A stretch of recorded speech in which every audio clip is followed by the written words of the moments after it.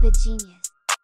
Welcome to the Stupid Genius, and today we are going to talk about the cranial nerve number 11, right? So 11th cranial nerve के बारे में हम पढ़ेंगे, right? अच्छा, this 11th number जो cranial nerve है, it has two parts. One is cranial part and one is spinal part. तो उसको हम क्या बोलते हैं? इस नर्व का दूसरा नाम होता है craniospinal accessory nerve, right? Accessory क्यों बोलते हैं आपको धीरे धीरे समझ आ जाएगा, ठीक है? चलो, so we have two sections to discuss, और यकीन करो this is one of the smallest portion of the HNF की, बहुत ही आसान है, वो इतना ही पढ़ना है हमें बस 11th नर्व के बारे में, ठीक है? पर ये सप्लाई बहुत ही मसल्स को करता है, मतलब देखोगे इसकी सप्लाई तो पागल हो जाओगे। हालांकि नाम नहीं बताऊंगा, यहाँ पे बताने की कोई जरूरत नहीं है। सो चलो स्टार्ट करते हैं। So this portion is medulla of the brain, right? Medulla लिख देना चाहिए था, मेडुला ऑब्लोंगेटा मुझे। So medulla right of the brain, so medulla oblongata. So this is medulla oblongata, और जो आप नीचे देख रहे हो उसको क्या बोलते हैं? Spinal cord, right? सो जो हमारा मेडुला ऑब्लोंगेटा है वो स्पाइनल फोरामेन मैग्नम से नीचे आता है, and this becomes the spinal cord. अब सुनो, मेडुला ऑब्लोंगेटा में हमारे पास एक न्यूक्लियस होता है, this the nucleus is nucleus ambiguus. अच्छा, एक यू और होगा ना इसमें, एम्बिगस। सो न्यूक्लियस एम्बिगस, एक सेकेंड। चलो अब सुनो, this nucleus ambiguus is the nucleus which give fibres to 3 nerves. कौन कौन से? एक तो 9th nerve, 10th nerve and 11th nerve. Last lecture में बताया था मैंने कि जो 10th नर्व है, 10th नर्व का फाइबर भी कहाँ से आता है? न्यूक्लियस एम्बिगस से आता है, राइट? चलो, हाँ, मैंने ये भी बोला था कि 10th नर्व बहुत सारे न्यूक्लियस से बनते हैं ना। अब सुनो, तो this is the cranial part. तो cranial part of the 11th nerve, तो cranial part of the 11th nerve कहाँ से आता है? न्यूक्लियस एम्बिगस से आता है। Now spinal part of the 11th nerve कहाँ से आएगा? तो C1, C2, C3, C4 and C5। सो जो हमारे जो स्पाइनल नर्व्स है, सर्वाइकल नर्व्स, उनकी C1 से लेकर C5 से C5 तक नर्व्स जो निकलती है वो ज्वाइन होकर क्या बनाती है? The spinal part. So we have two part of this 11th nerve. One is the cranial part and one is the spinal part. ठीक है? अब सुनो, spinal part जो है ना वो क्या करता है? वो भी जुगुलर फोरामेन से आएगा, राइट? अच्छा सर, जुगुलर फोरामेन के बारे में जिसको नहीं पता वो सुनो, लास्ट लेक्चर में मैंने बताया था कि this one is a jugular foramen, और उसके 3 पार्ट होते हैं, anterior, medial and the posterior part, जिसमें से एंटीरियर पार्ट में क्या होगा? Inferior petrosal sinus, posterior part में सिग्मोइड साइनस, और बीच वाले पार्ट में 9th, 10th and 11th nerve होगी। तो this 11th nerve is also content of the what? This jugular foramen. Now this jugular foramen, अब इसके दो पार्ट है, उसमें से पहला पार्ट में डिस्कस कर रहा हूँ, कौन सा? Spinal part. तो स्पाइनल पार्ट C1 से लेकर C5 तक मिलके क्या बनाएंगे? ये स्पाइनल नर्व बनाएंगे, और स्पाइनल नर्व कहाँ से आएगी? जुगुलर फोरामेन से आएगी, and it will go into the posterior triangle of the neck. So jugular foramen से बाहर निकला and it will go into the posterior triangle of the neck, और it will become the content of the posterior triangle of the neck, right? और ये घुसता कैसे है?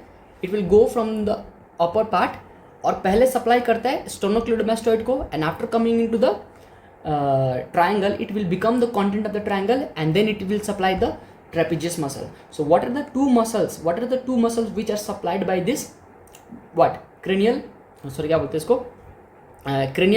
Spinal part of the 11th nerve, they are sternocleidomastoid muscle and the trapezius muscle. So though only there are only 2 muscles which are supplied by the spinal part of the 11th nerve. They are sternocleidomastoid and trapezius muscle. You got that? आप सुनो, एक clinical condition में आपको बताता हूँ। अगर suppose nerve आपकी यहाँ पे डैमेज हो गई, राइट?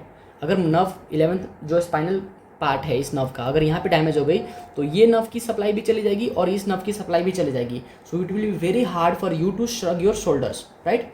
तो नॉर्मली दिस ट्रेपीजियस का काम क्या होता है? ट्रेपीजियस का तो काम यही होता है ना कि शोल्डर को ऊपर करना, राइट?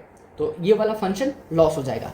और स्टर्नोक्लीडोमास्टोइड का काम क्या होता है कि अपोजिट साइड के स्कल को टर्न करना। सपोज ये वाला कॉन्ट्रैक्ट हुआ तो ऐसे हो गया, ये वाला कॉन्ट्रैक्ट हुआ तो ऐसे हो गया, तो ये वाला फंक्शन भी लॉस्ट हो जाएगा, right?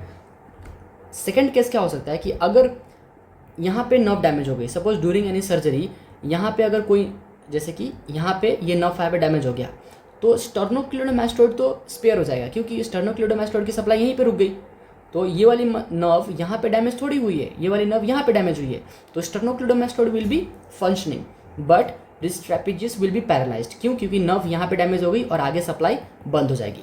So these are the two condition, अगर नर्व यहाँ पे डैमेज होती है तो क्या होगा और नर्व यहाँ पे डैमेज होती है तो क्या होगा। तो नॉर्मली ये पूछते हैं कि if the content of the posterior triangle of the neck is damage, तो उसका इफेक्ट क्या होगा। तो सबसे नोटिसेबल इफेक्ट यही होगा कि आपका ट्रेपेजियस मसल पैरालाइज्ड हो जाएगा and it will be hard for you to shrug your shoulders. Now let's move on to the second part of the this 11th nerve. Second part क्या होगा कि this nucleus ambiguus is giving the fibre, जो कि fibre run करेगा किसके साथ, 10th nerve के साथ। सर ये वाली कौन सी नर्व बनाई आपने, this is the 10th nerve, मैं यहाँ पे लिखना भूल गया, this is 10th nerve right.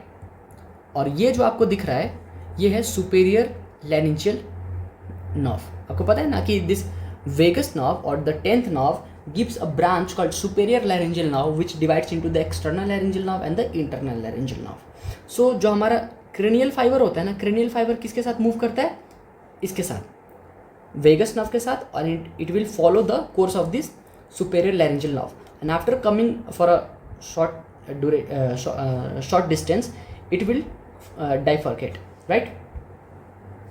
So ये अलग होके कहाँ पे चला जाएगा, it will go to the pharyngeal plexus. याद करो लास्ट लेक्चर में मैंने बताया था कि this pharyngeal plexus are contributed by 9th, 10th and 11th nerve. ठीक है, सो फेरेंजियल प्लेक्सेस पे जाएगा and for the fact this pharyngeal plexus is going to supply all the muscles of the palate and the pharynx. समझ आया क्या? आप सुनो, second part में आपको क्या याद रखना है कि न्यूक्लियस एम्बिगस जो है ना वो फाइबर देता है 11th नर्व के लिए right, and it will go and follow the course of the superior laryngeal nerve, और कुछ टाइम के बाद आके उसको क्या करेगा, उससे अलग हो जाएगा and it will contribute to form the pharyngeal plexus. अब सुनो, फेरेंजियल प्लेक्सेस क्या क्या सप्लाई करता है, it will supply all the muscle, कौन कौन से, all the muscles of the palate and the pharynx. तो सर पैलेट वाले मसल के नाम क्या क्या है, बहुत आसान है, जब हम पैलेट के बारे में पढ़ेंगे तो वहाँ पे पढ़ेंगे। और फेरिंग्स वाले मसल सर वही, ये देखो मैं अभी नहीं बता रहा क्योंकि ये फेरिंग्स जो है ना, जब हम फेरिंग्स की वीडियो आएगी, this video is going to be like 1 hour के आसपास, ठीक है। तो वहाँ पे हम एक एक मसल की डिस्क्रिप्शन लेंगे कि लॉन्जिट्यूडनल मसल कौन से हैं, सर्कुलर मसल्स कौन से हैं, सुपेरियर कंस्ट्रक्टर, इन्फीरियर कंस्ट्रक्टर, बहुत बड़ी वीडियो होगी, ठीक है। तो वहाँ पे हम सारे मसल्स को डिस्क्राइब करेंगे। अभी आपको क्या सीखना है, नर्व सप्लाई, वाइवा वाले क्वेश्चंस। तो जितने भी पैलेट वाले मसल्स है और जितने भी फेरिंग्स वाले मसल है उनको कौन सप्लाई करता है, this one, except there is exception. Exception क्या है सर, तो एक्सेप्शन है टेंसर वैली पैलेटिनी। अरे सर एक ही नाम है ना ये, हाँ बिल्कुल एक ही नाम है। सो टेंसर वैली पैलेटिनी जो कि सप्लाई होता है किससे, थर्ड नर्व से, V3 से। V3 मतलब क्या सर, अरे मैंडिबुलर नर्व। याद करो मैंडिबुलर नर्व की जो ट्रंक होती थी वो क्या सप्लाई करती थी, it was giving a branch called the nerve to the medial pterygoid muscle, और मीडियल टेरिगोइड मसल ही किसको सप्लाई करती थी, टेंसर वैली पैलेटिनी को, राइट। तो medial nerve to the medial pterygoid muscle is also going to supply the tensor veli palatini, जो कि mandibular nerve की एक ब्रांच होती है ना। एक और जो हमारा फेरिंग्स है, फेरिंग्स के भी सारे मसल कौन सप्लाई करेगा, this pharyngeal plexus, but there is a stylopharyngeus muscle, उसको सप्लाई करता है 9th नर्व। तो जब तुम 9th नर्व पढ़ोगे ना, तो 9th नर्व जो 9th नर्व की कोर्स होती है ना, उस कोर्स में तुम देखना, जब देखो ऐसे तुम्हें समझ नहीं आएगा, तुम्हें 9th नर्व की वीडियो देखनी पड़ेगी।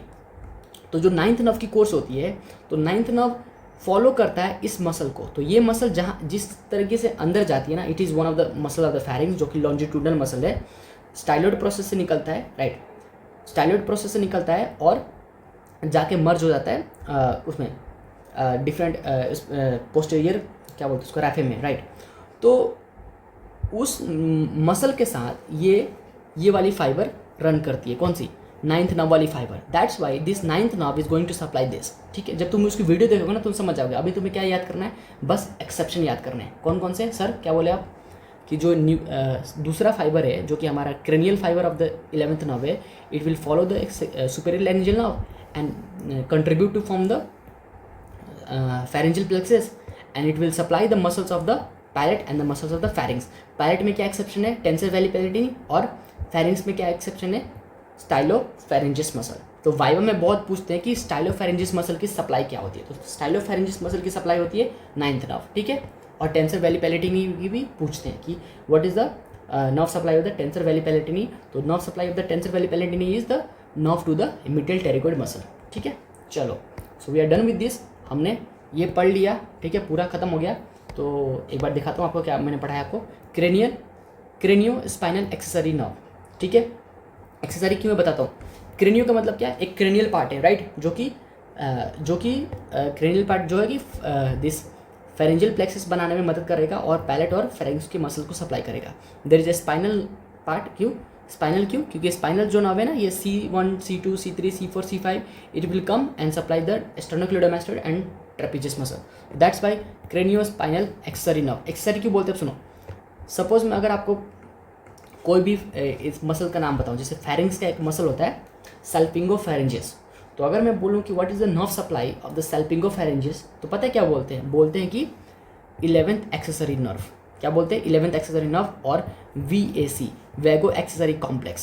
सर ये क्या है, वैगो एक्सेसरी कॉम्प्लेक्स क्या होता है, ये दिखाता हूँ आपको, सुनो। जो हमारा प्लेक्सस है, this pharyngeal plexus, this is just a plexus, मतलब वो नर्व का गुच्छा है, उसको बनाने के लिए क्या क्या चाहिए, 9th nerve 10th nerve 11th nerve, but this vago accessory complex is something else.